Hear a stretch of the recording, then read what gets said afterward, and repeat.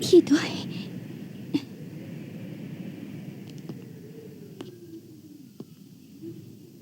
お前を殺す。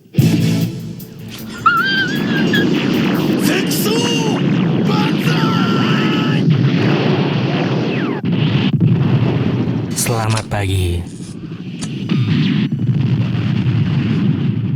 Selamat siang.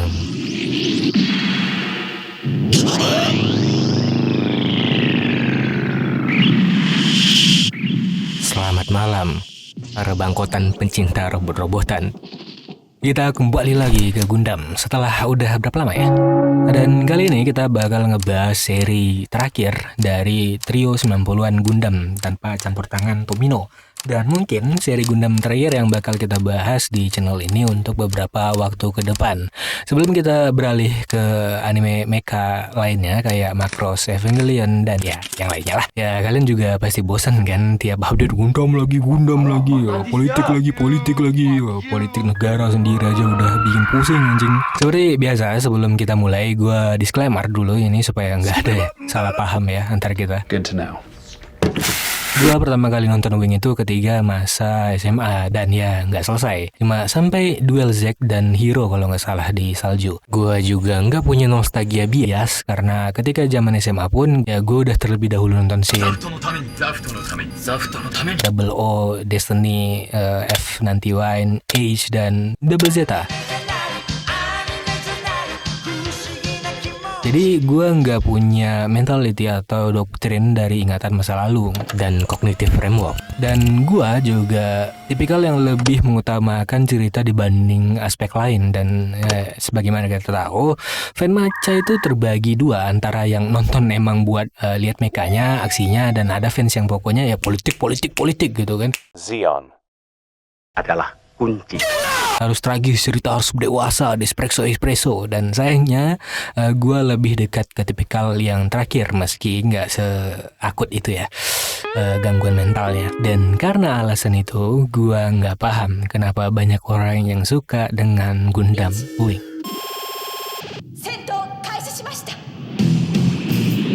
Rilis setelah Fighter G Gundam, Wing menjadi seri yang membuat nama Gundam mendunia dengan menjadi anime Gundam pertama kebanyakan orang di barat. Dalam produksinya, Sunrise menunjuk Hideyuki Tomioka sebagai produser di bawah pengawasan Yoshiaki Koizumi sebagai perwakilan produser dari TV Asahi dan Ueda Masao dari pihak Sunrise itu sendiri. Karena pada saat memproduksi Gundam Wing, Koizumi sendiri masih tergolong baru. Cerita ditulis oleh Sumizawa Katsuyuki serta didirect oleh Ikeda Masashi di awal hingga pertengahan, dan kemudian sisanya dilanjutkan oleh Shinji Takamatsu yang nantinya juga akan menyutradari After War Gundam X. Di Jepang sendiri, Gundam Wing tayang dari tahun 95 bulan April hingga tahun 96 bulan Maret, dan ada 49 episode dan 2 diantaranya itu rekap. Hal yang menarik dari Gundam Wing bagi gue adalah ya, segalanya sih bisa dibilang. Mulai dari premis kalau dipikir-pikir ini adalah blueprintnya untuk Double O, tapi mereka bergerak secara individual tanpa pengetahuan tentang satu sama lain. Dan gue rasa ini sebagai misi rahasia dan Tero, konsep tersebut sangatlah mengasihkan. Wing juga mengajarkan klon Char Aznable yang dibagi menjadi dua orang, yaitu Trace dan Milliardo atau Z, dimana dendam, amarah, dan kemampuan Char itu sebagai new type ada pada Z, sedangkan rasional, taktik perangnya yang manipulatif, serta harapannya ada pada Trace. Nggak ada romansa juga antara hero yang jadi wajah Wing dengan semua wanita yang muncul di seri ini. Ya mungkin bisa dibilang ada sih di Relena, tapi nggak begitu signifikan bisa gue bilang. Dan yang terakhir, seri ini sangat berfokus pada intrik perang daripada personal struggle para karakternya. Membuat gue pada awalnya sangat gembira, membuat gue tersenyum selama episode terakhir dan bergumam, balikin waktu gue yang kebuang sia-sia ya anjing.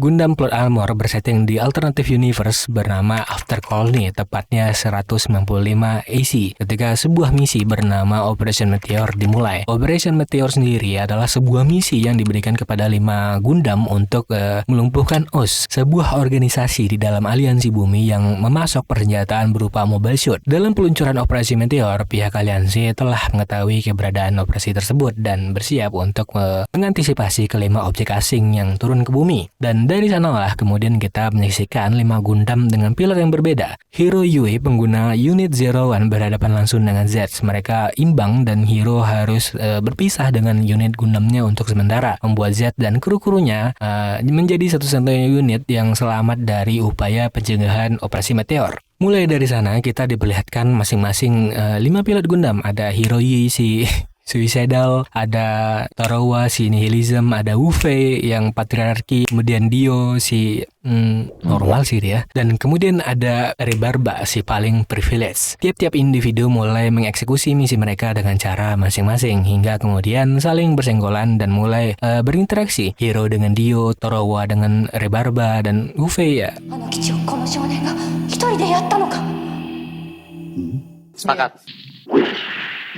Selain itu, kita juga diperlihatkan dinamik antara Trace dan Z ya, permasalahan internal federasi dan rencana kudeta dari OS alias Zion dari Serba 6000. Jujur, episode-episode yang masih masuk babak pembukaan ini seru untuk ditonton, bahkan dengan ketololan Hero dan Wu-Fei. Setup development karakter mereka berdua itu terlihat menjanjikan, padahal sama halnya dengan Z dan agenda pribadinya. Nah, lompat ke depan setelah para 5 pilot menimbulkan kekacauan di mana-mana, para petinggi aliansi mulai merencanakan perdamaian dan sebagaimana Gundam, rencana itu tentunya bakal gagal karena semua harus terbunuh oleh rencana licik Trace yang mengelabui aliansi dan para pilot Gundam. Hero menjadi si Algojo membuat adegan tersebut makin lebih solid.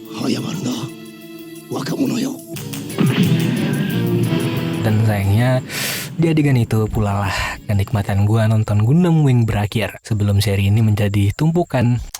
I don't know, bayangkan aja muka Z yang awalnya gua kira bisa jadi obat untuk seri ini, justru mengabaikan karakter developmentnya. Dia yang melepas nama Z dan kembali menjadi Miliardo Spacecraft, Rhythm bakal sangat keren kalau si Lightning Core sendiri yang sangat-sangat berjiwa prajurit gitu kan, justru menjadi agen perdamaian. But no.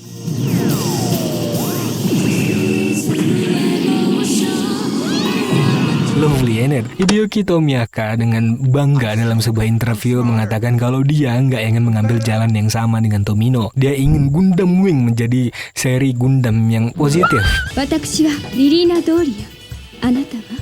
Watashi bakarane. Terus kenapa karakter development Jazz itu dibuang begitu aja? Terus menjadikan Trace yang cerdik itu menjadi tolol. Selagi mengabaikan konflik cerita yang serasa ditulis anak kelas 1 SD. Kalian pernah nggak sih bicara sama orang dongo itu yang percaya dengan setiap omongannya dan ngerasa kalau dirinya itu keren, smart gitu. Ya kayak gitulah Gundam Wing. Intrik politik yang ingin merasa complicated, permainan catur tingkat dunia dibalut dengan melodrama, tapi ternyata cuma anak-anak yang lagi main ludo, perdamaian ini, perdamaian itu, kita diajak berputar-putar tanpa ada jalan keluar. Dan seri Wing sendiri bahkan nggak mencoba untuk menjelaskan motivasi atau isi pikiran orang-orang yang terlibat dengan dialog-dialog. Kau tidak akan mengerti, tidak akan ada yang mengerti keinginan kita.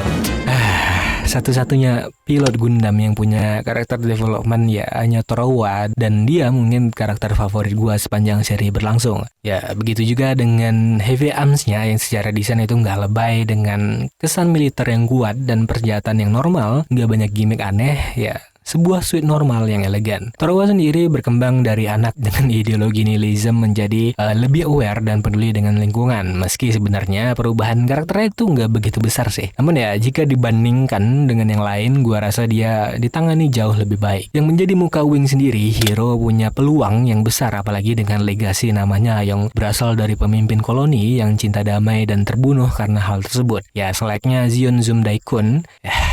Namun sayangnya ya gua nggak nyangka bakal muji orang ini, tapi ini siap-siap ya.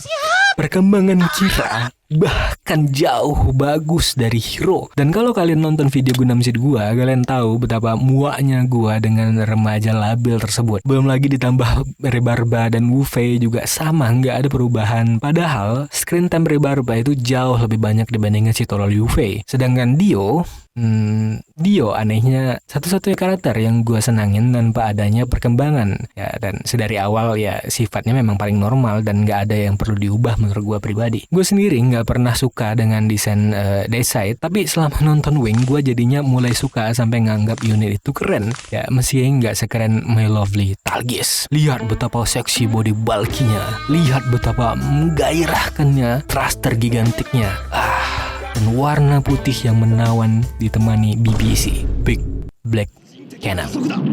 Sayangnya Talgis harus hilang di tengah seri dan digantikan oleh Sweet whatever the fuck is this lah. Mungkin kalau karakter Z maupun Hero perkembangannya bagus, gue mungkin ya bakal suka dengan Sweet satu ini kayak mana gue suka dengan Deicide. Tapi sayangnya karakter development pria solo jauh lebih bagus daripada mereka berdua. Mungkin ini ada kaitannya karena Sunrise secara khusus meminta Hideyuki untuk membuat Wing sebagai iklan mainan. Yang mereka minta dari Hideyuki bukan cerita bagus maupun menarik, tapi membuat 5 Gundam yang bagus untuk nantinya bisa dijual. Dan nyatanya memperlihatkan Gundam yang sangat superior juga katanya memuaskan para investor. Oleh sebab itu plot armor yang lebih besar dari hutang negara kita ada. Ya, dari beberapa diskusi gue juga ngelihat kalau banyak orang-orang yang gak masalah dengan cerita Wing yang campur aduk. Terlebih ketika awal tayang di barat, Wing hadir di prime time pasca anak-anak pulang sekolah dan memang menjadi tayangan yang ditonton untuk santai. Segala plot armor, sifat karakter yang over the top hingga omong kosong tentang perdamaian bisa diterima anak-anak. Bahkan Wing menjadi comfort series bagi sebagian mereka. Dan rasanya gue paham karena seberapa ampas pun world building Masashi Kishimoto, gue tetap bisa enjoy untuk rewatch Naruto dan episode-episode SpongeBob pasca keluarnya Stephen Hillenburg, karena keduanya adalah seri yang menemani masa-masa kecil. Dan peran Gundam Wing memang sangat besar dalam penyebar luasan nama Gundam di barat, sama halnya dengan Seed di Asia. Terlepas dari plot, art style Wing masih sama dengan After War Gundam X dan Mobile Fighter G Gundam. Sebagaimana yang gue bilang di video-video lainnya, ini adalah masa-masa art style dari Gundam yang paling gue suka. Dan untuk musik bagi gue juga keren-keren meski nggak semembekas After War Gundam X. Selama nonton gue jarang banget nge-skip opening dan endingnya. Meski mayoritas waktu gua rasanya terbuang sia-sia, Gundam Wing tetap punya momen-momen bagus seperti surat dari Area Winner yang meminta Hero untuk memaafkan dirinya sendiri, pertemuan Wu-Fei dengan pasukan Krylia, terus keputusan Trowa untuk enggak melanjutkan misi bundirnya, dan semua scene yang ada Talgisnya. Nice. Mungkin untuk yang nonton mecha memang cuman pengen lihat robot-robotannya ya gimana ya?